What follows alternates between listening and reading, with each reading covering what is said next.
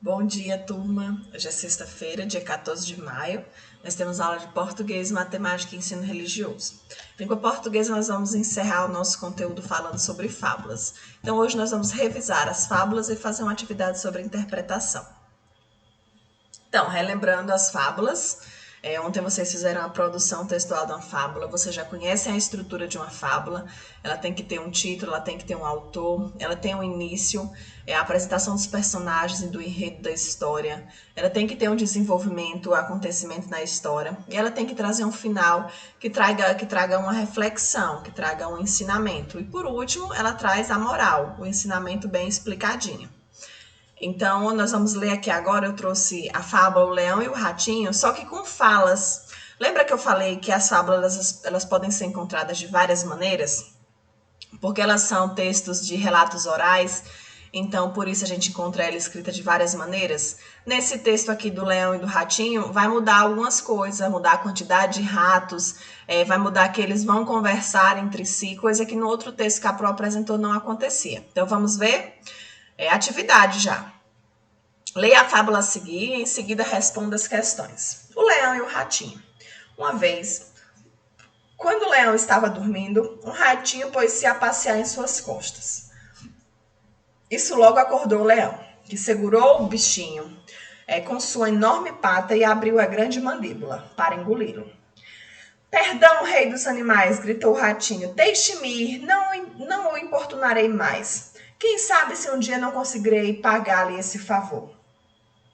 O leão riu-se, muito ao pensar na possibilidade de um ratinho ajudar em alguma coisa. Afinal, soltou. Algum tempo depois, o leão caiu numa armadilha. Os caçadores que desejavam levá-lo vivo ao rei amarraram-no numa árvore enquanto iam providenciar um vagão para transportá-lo. Nesse momento apareceu o ratinho, vendo o apuro em que se encontrava o leão. No instante, ele roeu as cordas que o prendia à árvore Então ele disse: eu não disse que talvez um dia pudesse ajudá-lo? Lembrou o rato. Ou seja, nessa história aí, eles já conversam entre si e a história já é diferente, porque o leão já estava amarrado numa árvore, na verdade, já mudou algumas coisas. A partir desse texto, vocês vão responder. O texto acima é uma poesia, jornalístico, informativo ou uma fábula? Copiar essas questões do caderno, viu? Não precisa copiar o texto, copiar a partir dessa daqui. Segunda questão. Quem são os personagens que aparecem no texto? Terceira questão. Nessa história, os animais têm ações como fala e expressões? Essas são características animais ou humanas? O leão estava certo em pensar que o ratinho não podia ajudá-lo? Justifique sua resposta. Próxima. Quinta questão. Qual o motivo dos risos do leão? O ratinho era muito engraçado? Ele sentiu cócegas ao segurar o ratinho? Achou graça na possibilidade do pequeno ratinho ajudá-lo ou lembrou-se de uma piada? Sexta questão. Em sua opinião, qual seria o motivo do leão ter soltado o ratinho? E sétima questão, qual é a moral da história? Lembrando que aqui no texto não aparece a moral. Eu quero que vocês façam a interpretação do texto e criem aqui da sétima questão. Escrevam o que vocês acham que é a moral dessa história. Copiem essas 7 questões no caderno e respondam, tá certo? Caderno de língua portuguesa. Em matemática, hoje vocês vão estar respondendo alguns probleminhas. Página 206, 207. Vamos ler esses problemas. Primeiro, Carmen faz bombons recheados para vender. Os bombons das últimas encomendas foram divididos em 45 caixas, com 24 bombons em cada uma delas. Quantos bombons Carmen fez? E aí? Ruth comprou uma televisão para pagar em 12 prestações de R$ 85 cada uma delas. Qual é o valor da televisão que Ruth comprou? Janice trabalha em uma fábrica de tecido de cortinas. Calcule quantos metros de tecido havia em cada peça antes de ser cortada para a venda. Letra A. De uma peça de tecido foram feitos 12 cortes de tecido. Em cada corte tinham 6 metros de comprimento e ainda sobraram 3 metros. Quantos metros tinha essa peça? Letra B. De uma peça de tecido estampado foram feitos 18 cortes de tecido. Cada corte tinha 9 metros de comprimento e sobraram 6 metros. Quantos metros de tecido tinha essa peça? E aí? Quarta questão. Flávia é bibliotecária de uma escola e está fazendo um levantamento do número de livros da biblioteca. Observe as anotações que ela fez. 15 caixas com 22 livros de aventura em cada uma delas. 8 caixas com 18 livros de ficção em cada uma delas. 12 caixas com 25 livros de romance em cada uma delas. Letra A. O que indica o resultado dessa multiplicação? 15 vezes 22 se refere ao quê?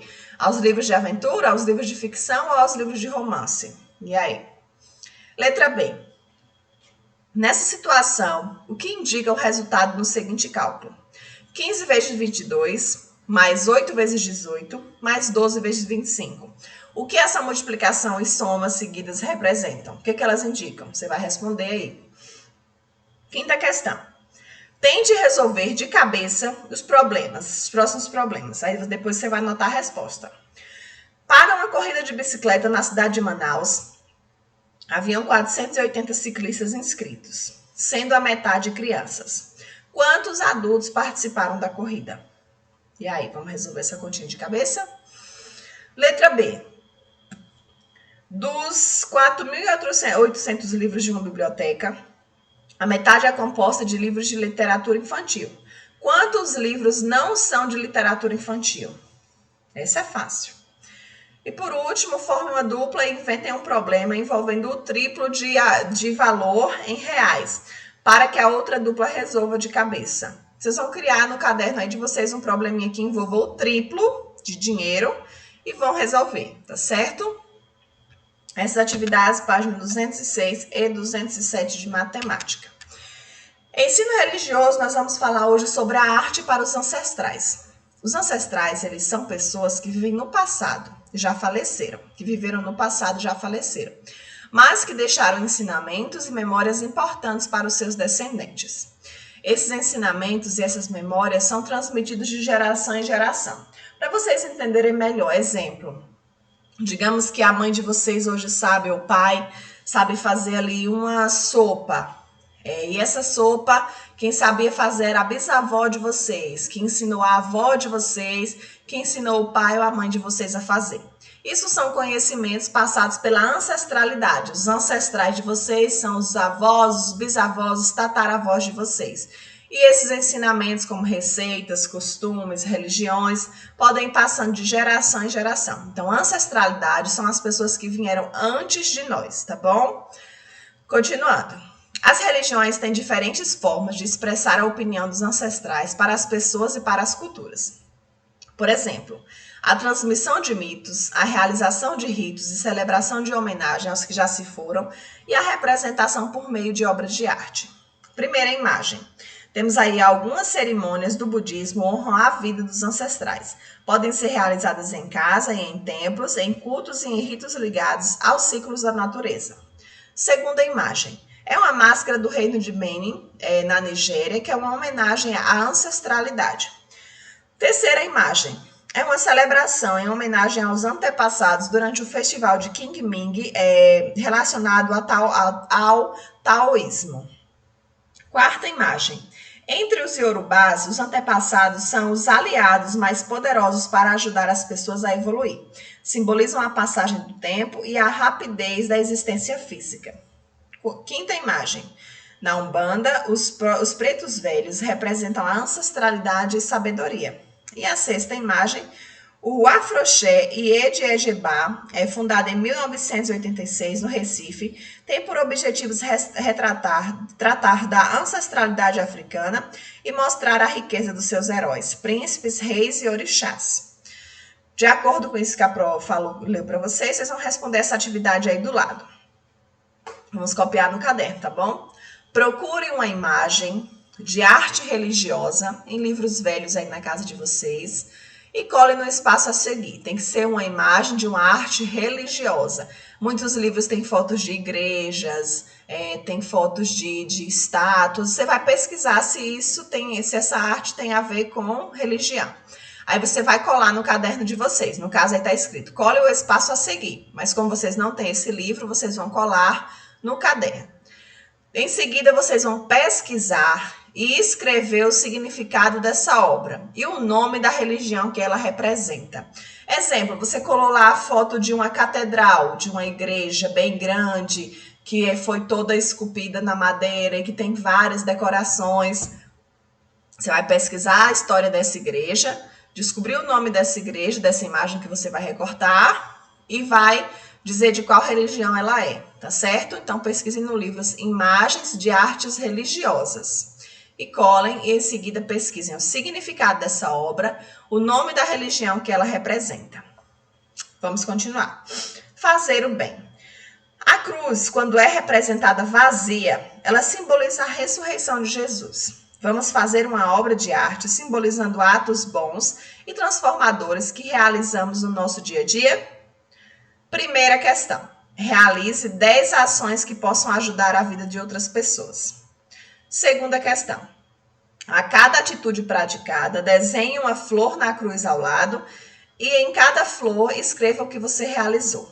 Vocês vão citar aí atitudes, 10 ações. Vou escrever no caderno também, coloca lá. Atitudes praticadas que ajudaram na vida de outras pessoas, que vocês fizeram, viu? Aí você vai listar 10 delas. Exemplo, ajudei uma pessoa idosa, consolei uma pessoa triste. Isso são ajudas que mudaram a vida de algumas pessoas. Podem ser ajudas que você faz com a sua família no seu dia a dia. Quem é de religião que utiliza da cruz sagrada como símbolo, vai fazer essa cruz aqui no caderno e vai colocar nela uma florzinha, vai colocar nela uma florzinha para cada uma das atitudes, vai desenhar uma flor nela. Quem não utiliza dessa cruz aqui como símbolo de religião, vai só escrever, listar as 10 atitudes. Você vai listar lá 1, 2, 3, 4, 5, 6, 7, 8, 9, 10. 10 ações que você fez que ajudaram na vida de outras pessoas, ou que possam ajudar na vida de outras pessoas, tá certo? Então, quem utiliza da cruz como símbolo religioso, no final desenha a cruz e desenha 10 florzinhas dentro. Se tiver mais do que 10 ações, você pode fazer mais que 10. E quem não acredita na cruz como símbolo, escreve somente as boas ações, tá certo?